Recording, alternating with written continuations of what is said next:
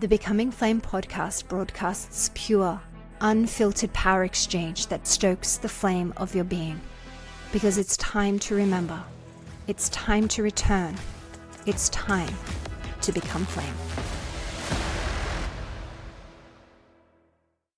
This episode of Becoming Flame is brought to you by PhenXX.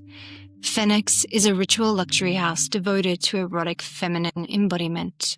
We create alchemical intimacy oils and functional fragrances infused with spagyric botanicals designed to soften the nervous system, open the body, and awaken life force vitality. Our formulations are crafted as tools of self-initiation. They are not cosmetic. They are not decorative. They are designed to be felt. They are designed to shift. Each oil facilitates a cellular shift into relaxation and receptivity, activating and opening up an archetypal femininity that your body knows and is yearning to step into.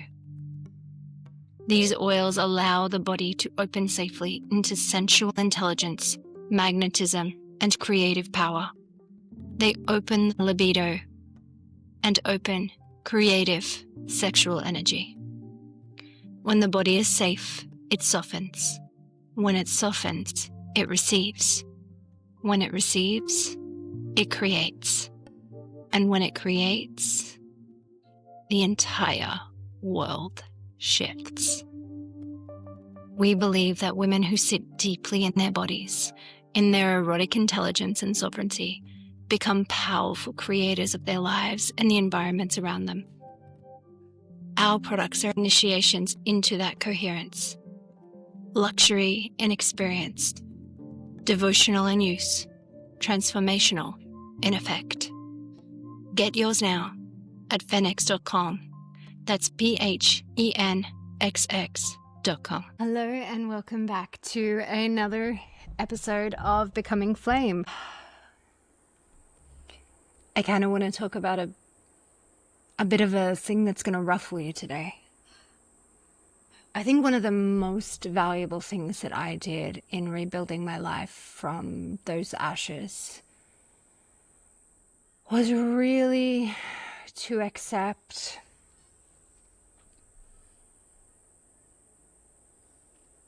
my truth and my answer to the question of how much do you love yourself?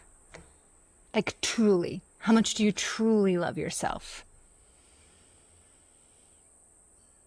Because there's a really big difference from the answer that comes from here versus the answer that comes from looking at your life. And not to do with the various social media profiles or what you have or like the latest trends that show up in your feed. It's not even from how much you think that you laugh by yourself or enjoy your own company. It's thinking about how well do others love you? How well do you love yourself? What are you accepting? What are you accepting? Because if you love yourself, say, let's say 10% to the maximum, compared to the maximum unconditionality of love, even like comparing it 10% of love, right? Like it's a weird way to say about it because it's unconditional love is binary. You unconditionally love or you don't. So I guess it's like let's look about it in this binary way. Do you act for yourself in the same way that you would act for your child? And I think that's why having a child was so catalytic for me, because the way that I showed up to love her, to love this being of innocence who was so connected, so innocent, so pure, so loving. And she had this emission, this frequency of love. And you can't help but elevate your game to love a child. That's why everybody loves babies. And I had to really ask, like, do you love yourself the way that you love your child? No, I didn't. I really, really didn't. And when I looked around my life and the level of things that I was accepting was so far below the mark of what I accepted for my child, it was so, I had to grieve that, right? I had to grieve the idea that the result of me not loving myself to the degree that I love my own child is because I was not loved to the degree that I love my child. Such a hard pill to swallow, but also so liberating. It was also so liberating in the sense that it's not my fault that I don't love me this way. But now that I see it, if I don't choose differently, that's on me. So 2 things happen. I was able to liberate myself from the lesser love than I knew that I truly deserved by going ahead and loving myself and being that mother to me. 2, I was able to forgive and unleash and get my own parents off the hook for that and say, okay, well, you obviously didn't love yourself and they didn't love you, and it goes back and back and back and back and back, right? So if I have the realization that I don't love myself the way that I love my daughter, maybe my mother loves me far more than she loves herself, and maybe her mother and going back and back and back and back. And so I think that really helped me to just go, it doesn't matter, it's okay, like, let's let this go. But now that I see the difference, now that I have a decision point here, I can choose radical self-love. So the difference between self-love, I think, and radical self-love is the intentionality, the daily commitment, the connecting with what I started to call this triad. So that was for me connecting to my own love that I felt from the Creator, from God, from Source, whatever you want to call it. I call it Source Connection. And sitting in the womb of the earth. And you get this sort of sense of hug by this love of all that is, all the love in the universe, and you're just feeling in it. And you're in this triangle and this pyramid, this triad between the connection point to the source of all that is and to the womb of the earth or into Gaia and this loving mother's eternal love. And expanding that into your body, emboldening that, strengthening that, fortifying that, seeing this love come into your body, into your atoms, into your quarks, the strings, down to the smallest known particle, and then smaller again and smaller again and smaller again, and finding a love so infinite that it defies language, it defies science, it defies the identity that you had built up until that point. And so for me, my access point was the love that I had for my daughter matched that. And I was like, wow, it's a deeper knowing. When you are in your body and when you are accepting of all the pain, you can accept all the pleasure. You can accept all the love. And so for me, it was like all of this stuff that I've been doing of like feeling and not being scared of feeling. Because I think it took me 10 years, probably, genuinely, to accept that I could feel a level of unconditional love. Because that was, for me, very, very scary at first. I was like, I don't want to be loved. That's too much for me. I can't handle, I can't hold that. My body's not made for that. And so by no means was this an overnight success story. And I think that's one of the things that's really weird about how weird is that to be like, I had to work on being loved, but so many of us do, right? So many of us do. And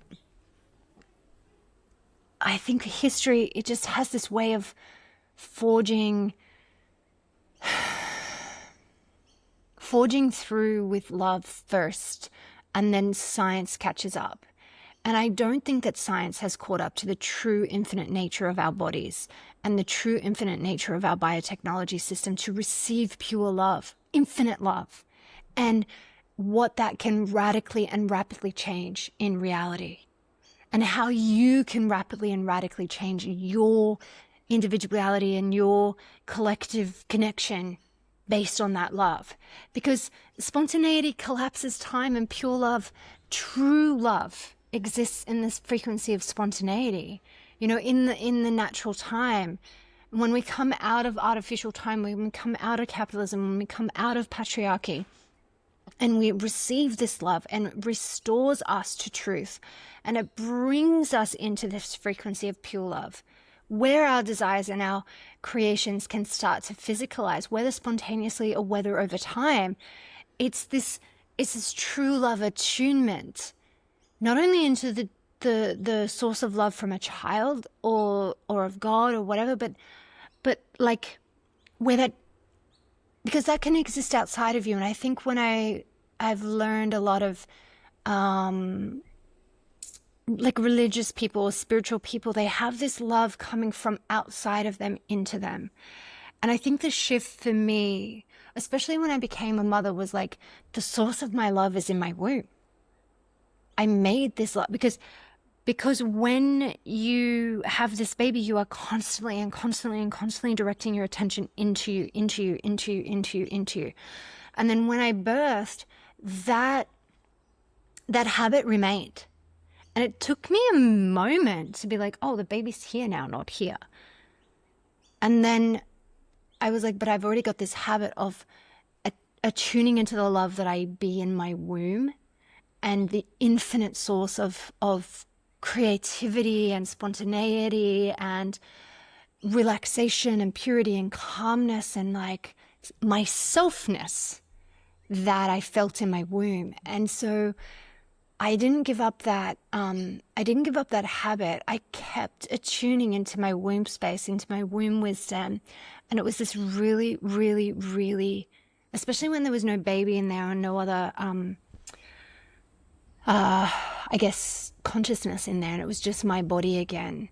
I really could feel like the subatomic particles and I don't know, it's like somehow this moving of that throughout my auric field or throughout my body. And, you know, you start to strengthen it. At least I started to strengthen my own source of connection, and I was amplifying my own capacity to feel this pleasure, to feel this orgasmic bliss, joy, love, and then allowing that to go into every atom, every molecule, every fiber of my being. And I really was like, show me how this love from my own womb can purify, can correct, can adjust, can attune. How can it help me to feel the same level of love connection for myself as I do for my daughter, as I do for the earth, as I do for, you know, this love that I have on this being I created.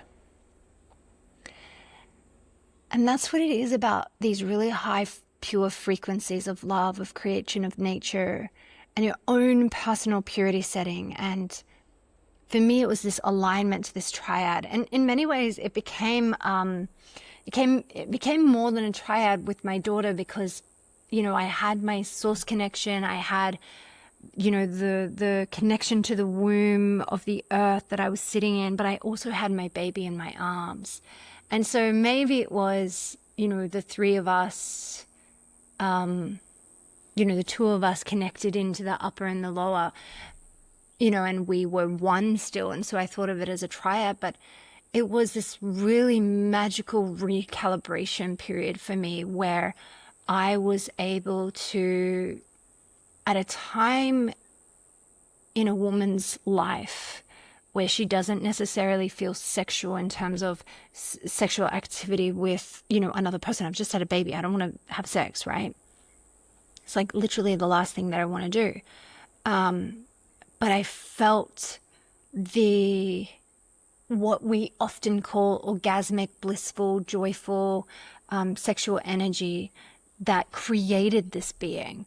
It was the creation energy. And that's why I stopped calling it sexual energy. I started calling it creation energy, because that creation energy had so much nurturing and so much love and so much compassion and joy and bliss and incredible desire to see my life force come to full form.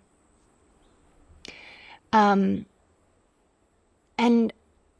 for me, of course, I was processing a lot during this period as well. I was going through a really hard time, in terms of DV and my marriage, in terms of, feeling extremely unsafe in my home, and yet really safe in motherhood.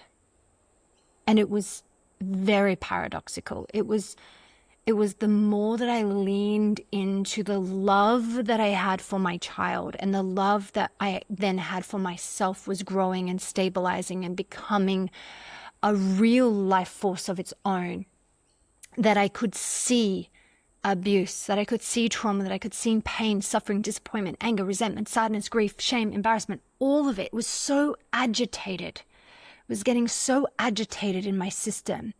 It was the contrast of this unconditional love with everything that wasn't. It was like love and not love. That's it. It became very binary for me. And I'm not a binary person. I'm like, there's all 5,000 shades of gray. Like, let's give somebody the benefit of the doubt. But in this moment, in my matri-essence journey was very binary. It was love or not love. I'm allowing this or I'm not. And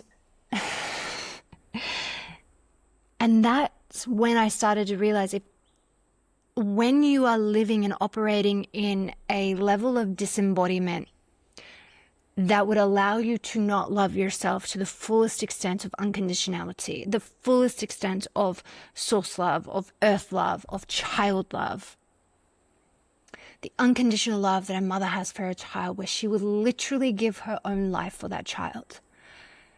I started loving myself that way.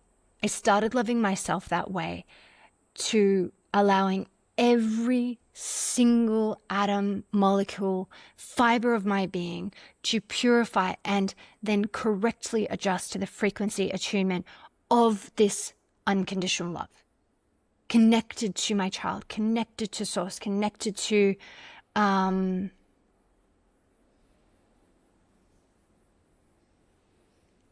connected to this greater power of capacity to hold a greater vision. And when that fills you, when that love fills every corner of your being and pushes that which is not in alignment out, or agitates it until you feel it coming out and you're just like, I need to get out of this. It was this potent time for me of like, I will not accept anything less. I will not accept for my child anything less than this.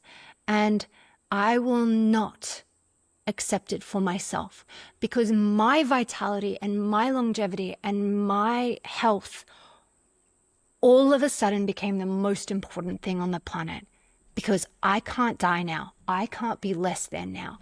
I have received the greatest promotion of my life to not only receive and gestate and birth this child, but to raise this child and to facilitate this child's capacity to create this new world that she needs to live in, that is far beyond the war and the crime and the whatever else of the world that we're living in right now. And so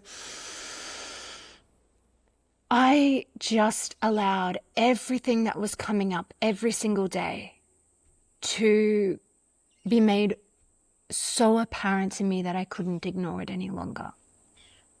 that no excuses, that no red flags, that no boundaries crossed, that no less than activity was ever going to take place again. And basically,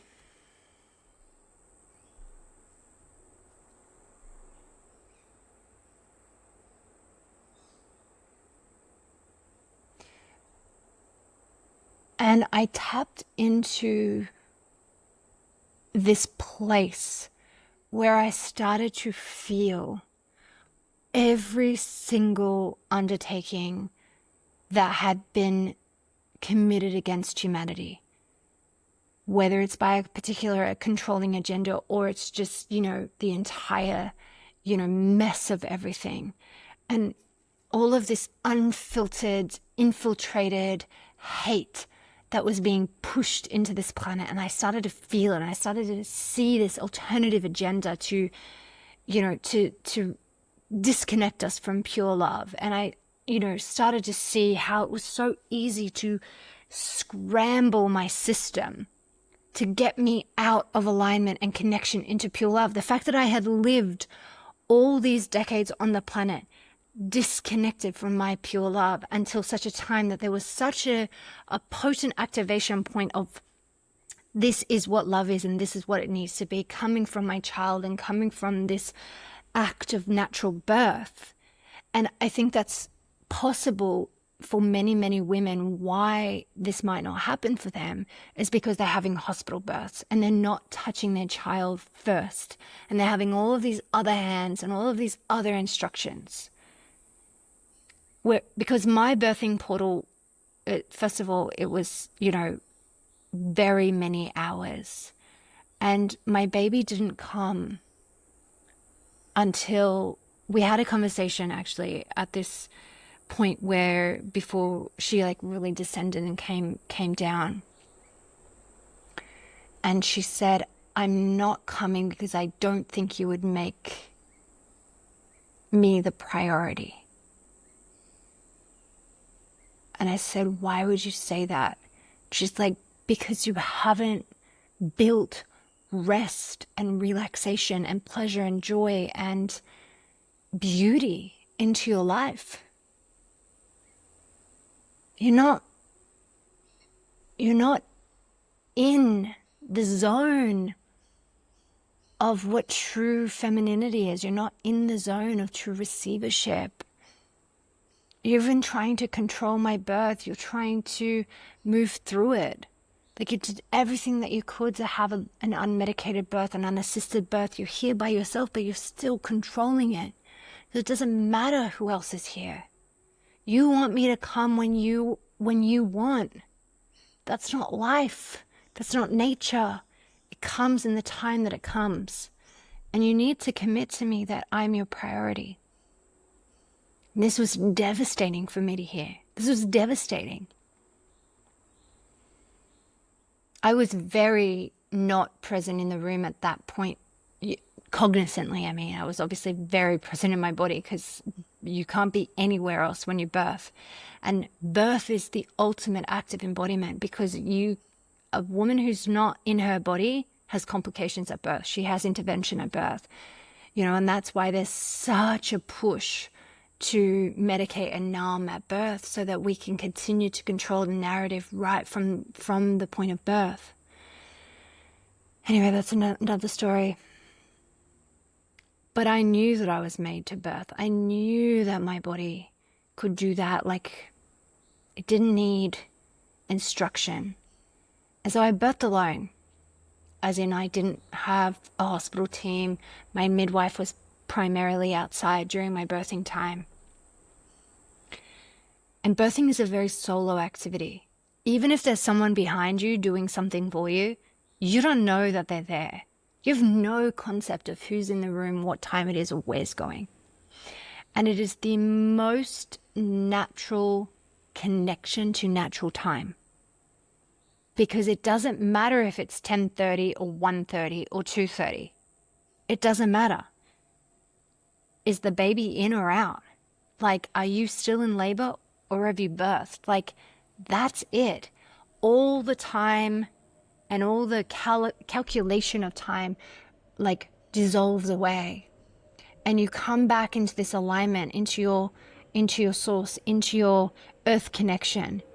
And you have to understand that loving yourself to the full and total extent of love is all that's going to get you through, because the love that you have for your child is what is getting you through.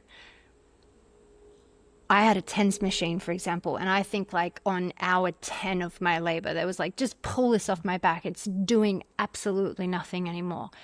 And you have to ride the waves of that pain. When they say that like a contraction is like a surge that you ride, fuck that bullshit. It hurts like motherfucking hell, okay? It does. But it is a pain that is manageable when you connect into the love of your child, and when you connect into the power of your body and the eros of you. Birth is a primarily erotic thing to do, because it is life force energy. You cannot do it disconnected from your body. You cannot do it disconnected from love. And again, if your version of erotic means sex, means pornography, means, French films late at night, that's an aspect of eroticism. But eroticism is life. It is the vitality of you. And there's nothing more erotic than giving life, than birthing life. That you have to be in your body. You have to be in yourself. And even though I had been going through the motions of doing so much ego death and so much maiden death and so much of all of this, the act of birthing requires the death of the maiden, the death of the young girl who had no other responsibilities than her to die, in order to birth the mother, in order to birth she who births. A girl cannot birth. A woman, a mother, births. And you need to withdraw all permissions and all interferences and all imprints and all controls, and you need to withdraw and delete anything where you believe your power is held outside of you. Because if you are birthing, if you are being in your life force energy, and you believe at some level of you that someone else is in control of your life, someone else is in control of your body, you cannot birth. Not naturally, and not unassisted, and not without complication. Because birthing is the power of femininity, of woman unleashed. It is raw and it is primal. And if you see anyone birthing, she is not demure, and she is not sweet, and she is not all cutesy. She is wild, and she is feral, and she is primal, and she is animalistic, and she is so deeply in the core primordial essence of her femininity, of bearing life, of screaming, of yelling, of churning that power from her down. We do not birth with power going from our pelvis going to our head. And yet every single spiritual guru will say to you, take your energy up and out. Why? Because it disconnects you from your body, disconnects you from your true power source, disconnects you from your feminine birthing erotic power. A woman births down. She brings her power down through her legs and out. If you cannot connect to that which is between your legs, if you cannot connect to your womb, if you cannot birth down and out, if you cannot open your hips and open your pelvis and open your pussy, and you cannot connect into that space and push it out into the world, how can you do that in any other practice? And so the technologies of spirituality have very primarily been created by men for masculine forms of spiritual enhancement, spiritual connection, where they come up and out, right? But all that does for a woman is disembody her. All that does for a woman is disconnect her from the truth of her body technology, which is that of her womb, which is that of her eros, and which is that of her deepest source connection and her deepest self and her deepest power, which is down and out.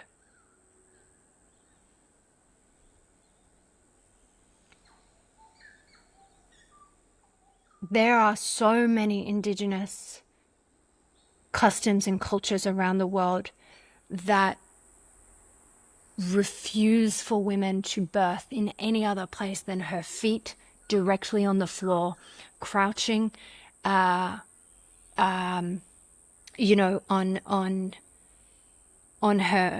ankles and down. The moment that you put a woman in a high-rise building on her back, you have taken all agency away from her. She is not in her power position. She is not in a power position. Her power is birthing down. She needs to have connection to her hips, to her pelvis, to her feet, and she needs that position to go down into the earth. She needs to have her head high and that is natural. It is really, really, really, really natural. If you see anyone birth who is not being instructed by someone, she doesn't lie down on her back. She doesn't lie on her back at all. If you see relics of ancient manuscripts or ancient cave drawings or anything, any depiction of sexuality, of some kind of a female power move, it is very much that those legs are open and that she is birthing. She is birthing. If you see a lot of ancient Egyptian or Mesopotamian or Greek, Roman, even way older than that, indigenous, Incan, Mayan, that woman's legs are open and the power is coming out through her legs. That is the eros. That is feminine power. So every time someone tries to take you up and out of your body, every time that a spiritual person, a guru, a master, a teacher tries to tell you, go out of your body, do astral travel, go and find the source of power somewhere else. No. You'll find nothing. You'll find fracturing, you'll find disembodiment, and you'll find somebody else's energy and somebody else's portal on somebody else's blueprint. That has absolutely no application to your life at all. Nothing.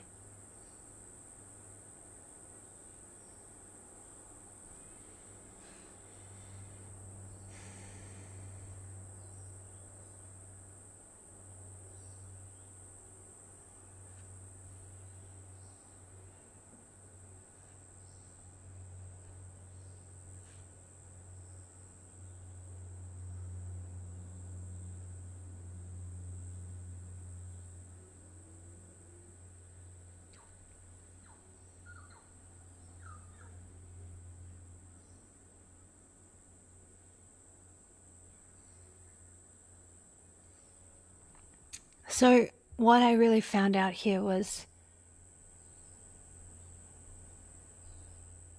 when you want to create something in this slavery world, in this capitalist world, in this patriarchal world, you go to work, you shut down your connection, you shut down your community, you focus on yourself, you focus on your computer, you hustle, you grind, you put in these long hours, and you take time away from your family, away from your friends, away from others, and you leave nature and you stay indoors and you work and you work and you work, head down, and you just go for it. And if you want to get ahead with a team, you hire them or you direct them about what it is that you want to.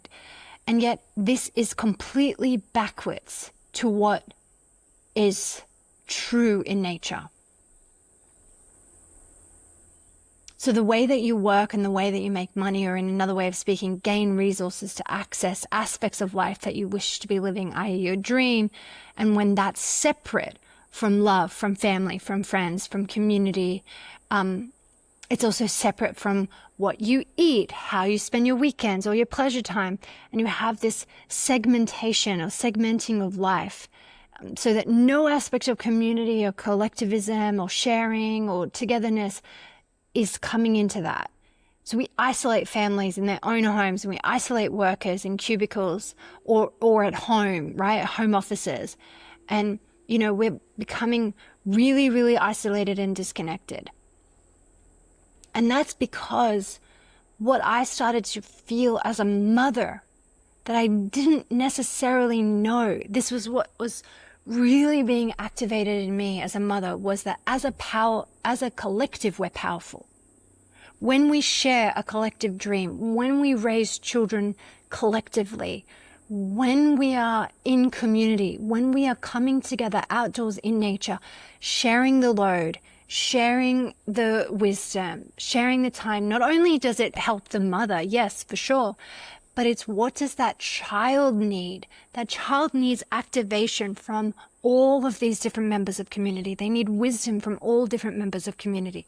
And that's not coming from a teacher or a swimming teacher or a music teacher or a, you know, whatever it may be. We are not getting the activation of togetherness in the way that our societies are structured anymore. And increasingly, there is more and more and more expectation on mothers to have full-time jobs and to outsource care of their children to somebody else. But that person may or may not have the codes that your child specifically needs. And now we're having all these kids that don't listen or don't want to connect. And it's like, yeah, because we're not giving the nourishment and the soul feeding that comes from community, that comes from mothering, that comes from birthing in this connected way. And really what we're saying here is that togetherness is a power. It's a way of rising.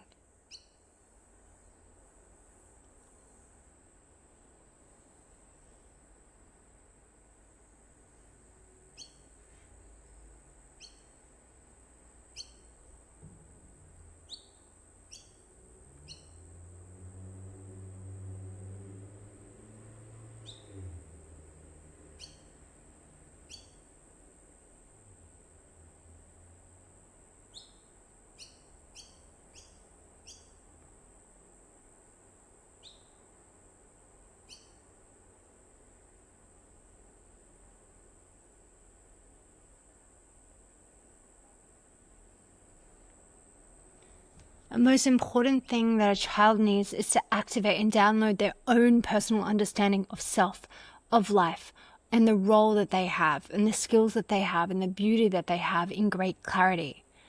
So for children to attain this, it is so easy and simple. For us as adults, especially if we have no connection to this at all and we're coming to it in later in life, it's a lot more complicated.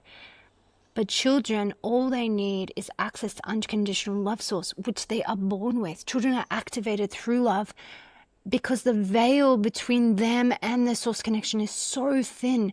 It is actually possible for them at this time to live their life completely knowing that love is the source of all, that love is all around you, and that you are made of it, you exude it, you share it, and you be it, and you know it.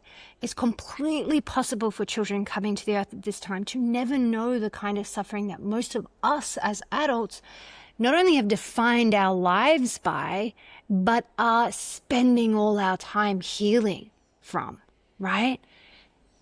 And so when my daughter came, she was so open and she was so connected to unconditional love. That was the activation point for me to come back and to vacillate there, to connect in there, to exude that, to embody that, and to become that. And that love connection was the catalyst for really undoing so many of the limiting beliefs that have helped me. And as she grows, she's now 3.5, because I've been able to connect into and anchor into the unconditional love that she was connected into and connect that into myself, that has strengthened the bond between us really, really strongly.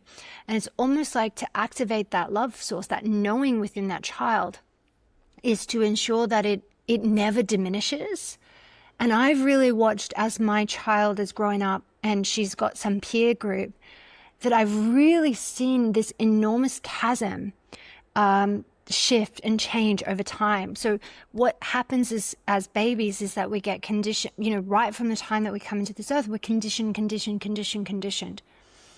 And the reason that I know that this is true is because I can't walk down the street, I can't go anywhere without people trying to understand how my child can have this radiance, have this joy, have this laughter, that they have one conversation or they just watch her and they're just like, I'm so happy right now. I'm laughing and I'm playing and I have so much compassion and I'm here. And what I've really understood is that children need enormous amounts of eye contact with loved ones to really see the doorways to source.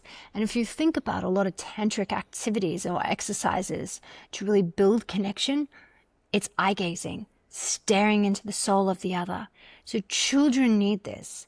And if you are spending at least 2 minutes every sort of hour or every sort of couple of hours staring deeply into the eyes of this child, and you're holding them and you're giving them physical touch, you're giving them open understanding, true compassion, you're laughing with them, you're playing with them, you don't have behavioral problems that you then need to go and adjust. So I know when my child has got anything coming up behaviorally, I haven't been connected enough today. Let's go and do some eye gazing. Let's go and do some physical touch. Let's go and, demonstrate our love bonds. Let's get connected. Let's get deeper into this. And all of a sudden she'll come back and she'll apologize for whatever behavior that she had, or I'll say, I'm so sorry that I didn't give you enough today. And, as a mother, it's really, really hard to always pour into your child, like when you've got so much else going on. But what's harder is trying to regulate dysregulated children through discipline, through yelling, through punishment. So for me, I've always known, and she's always given me that feedback loop of saying, whenever there is a disconnect and it's showing up behaviorally, or it's showing up with strange behaviors of some kind, it's a lack of connection. She needs more time. She needs more attention. And so I do that. I stop everything that I'm doing and we do that. And you know what's funny is that it doesn't take more time than doing a punishment. It takes almost no time. As long as you're being present, you're looking in the eyes of a child. And then think about that for you yourself as an adult. You get depleted, you're running on empty, and you're in a shitty mood, you've got bad behavior, you're triggered, you're reacting, you're whatever. You can't sleep that well, everything. But if you have somebody who sits and holds you, and it might be a girlfriend and it's just listening to you, and it's just hearing you, and it's just saying, I'm here for you. I'm giving you a cuddle. I'm giving you a massage. I'm giving you time to have a bath. I'm giving you whatever it is that you need. Don't you feel that filling up? We keep thinking that children are not people. And we keep thinking that we ourselves are not people, acting like robots. So tapped into the capitalist machine of efficiency and productivity. I just need to push myself more, push myself more. And I remember pre-children, how normalized is it to work through lunch or to eat lunch at your desk while you're working? To have your entire life and your entire day and your entire focus on your career or on a company that is or isn't yours. Work is the primary focus in our capitalist world, and then everything else comes around that. And that's still true for a lot of people today. People who are going to work first and their children arrange themselves around the parents' work. But if we could activate that source love knowing within a child, and we ensure that it never diminishes, then children will raise the vibration, the frequency, and the capacity of embodiment for a parent or a guardian or whatever it is to demonstrate this loving bond with their own source connection, with their own bodies, with their own answers when they need knowing coming from inside of them. And love then becomes this very solid foundation for a child to replicate that for themselves. So they get raised in an environment where the love that they have in themselves and the intimate relationship that they have within themselves is the foundation of truth. And that anyone else that comes around and naturally wants to pull them out of that self-love, that would be a very weird thing to do. That would be like, well, why would I ever leave my self-love for you? I don't even know who you are. And so you don't need necessarily in the same way to educate your children about stranger danger or about trying to date a good guy or trying to do all of these other things that put the body first. What you do, and you don't need to use shame or guilt or oppression or any of these other things as parenting mechanisms. You don't need to punish. What you need to do is build that child up in a level of embodiment and self-love and love connection to a higher and greater source of power, where they have that in themselves, and it's the very solid foundation for that child. It gives a child access to source-connected love via the parent and via themselves. And then they share this with the child on a daily and frequent basis, and the child shares it with their parent on a frequent basis, throughout the day, not just once a day. And then the child would grow up with such security in the presence and existence of the laws of love and the laws of embodiment that they would understand how to create from their own creation source, from their own body. And they would never succumb to abuse. They would never enslave themselves into these other drudgery ways, the indoctrination of anything that is less than love. And so this is a really different way of raising children in embodiment, in erotic embodiment. So there's a lot of beliefs from our culture that sort of say that children should be sheltered from sex, that they shouldn't know anything about it. And again, if your definition of eroticism is so narrow that it's just about sex and it's just about porn and it's just about transaction and extraction, linked into these old capitalist and religious patriarchies, then, what you're going to get is a child that continues to seek outside of themselves, that is going to be searching for answers, searching for joy, searching for pleasure, searching for connection outside of him or herself. And that is the most dangerous aspect of our society. And if we've all gone through the requirement to come back into the body, to heal the shame, to heal the trauma, to stop the moments when our soul was so scared it left our body, our consciousness left our body, and we became a fractured being. And then we have either PTSD or CPTSD that we need to heal from, and that we use narcotics or alcohol or Netflix or whatever else it is to numb and binge and isolate the deep disconnection that we have and the reason that our body is so painful. If we put the core of that embodiment work in our parenting and in the way that we raise children, then we are raising them to understand about connection. We are understanding them, raising them to understand their body capacity, their infinite capacity to be in the truth of their own self. Whether that's a joyful play or whether it's with time that's genuinely, genuinely hard. And when we start the education about feelings and emotions, not from a picture about a facial expression, but where is that emotion in the body?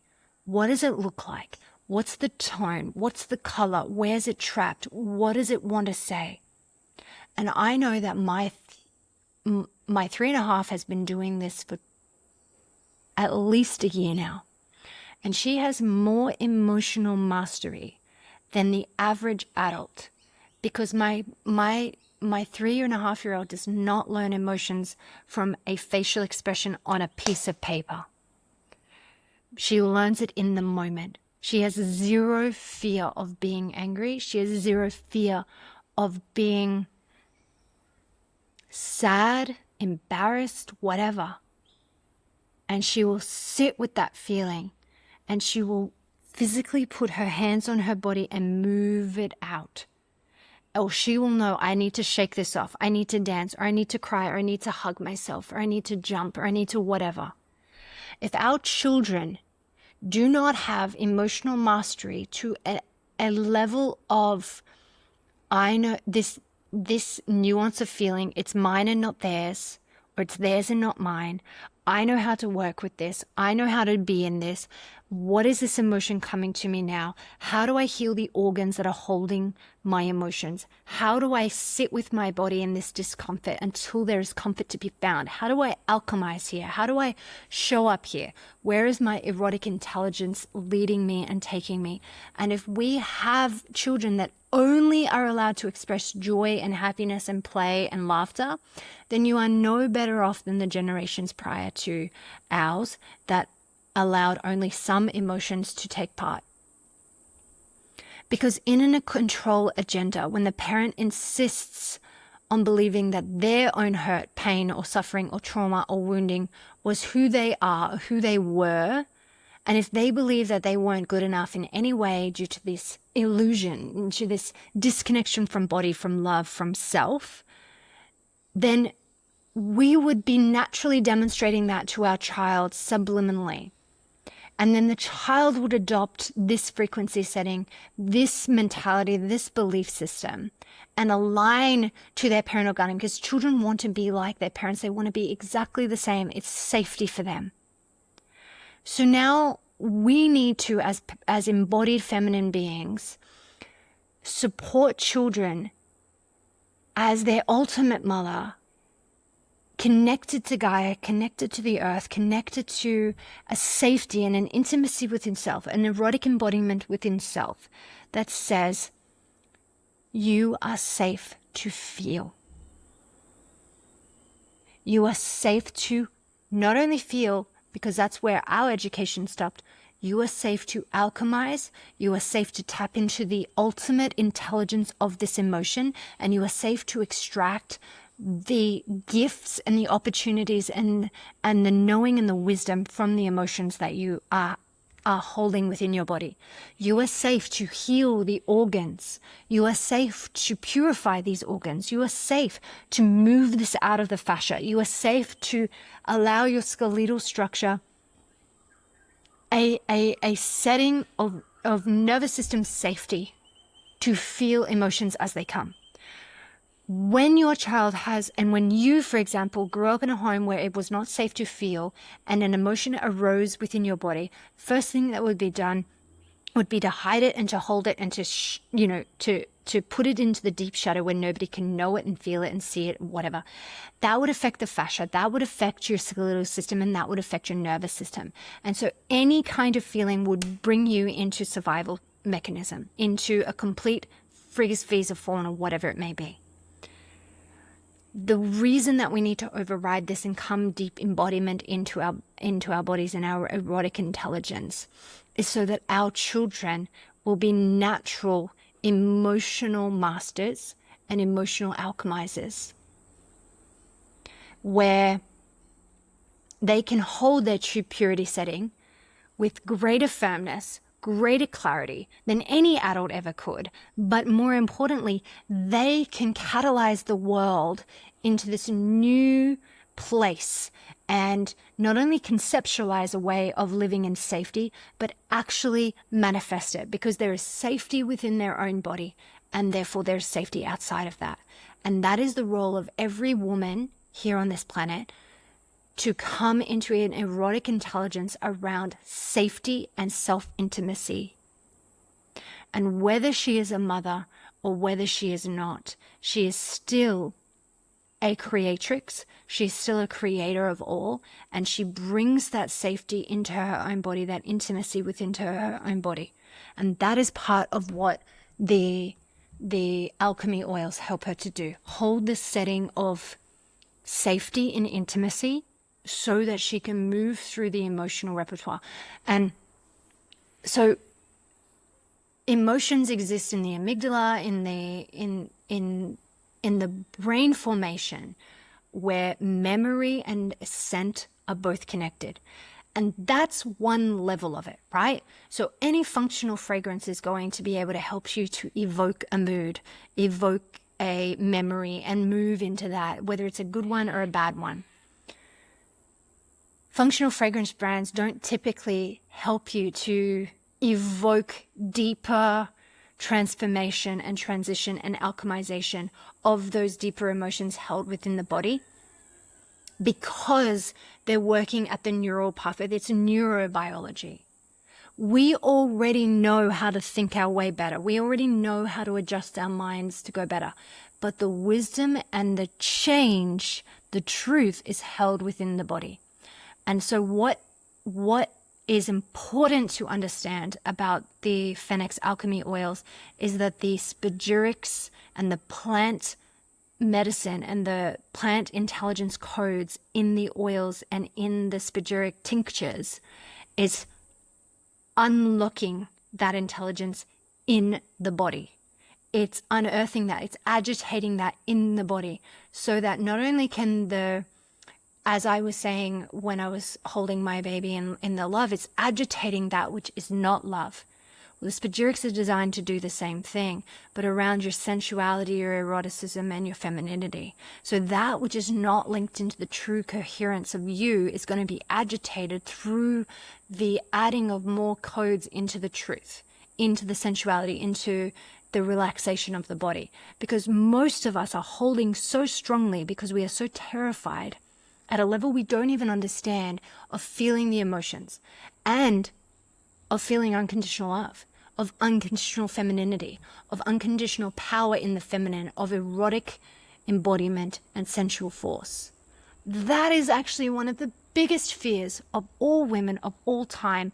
And I don't think anyone really truly knows that until they come out the other side and they go, oh my God, how did I not know? I was so terrified of the power of being this woman.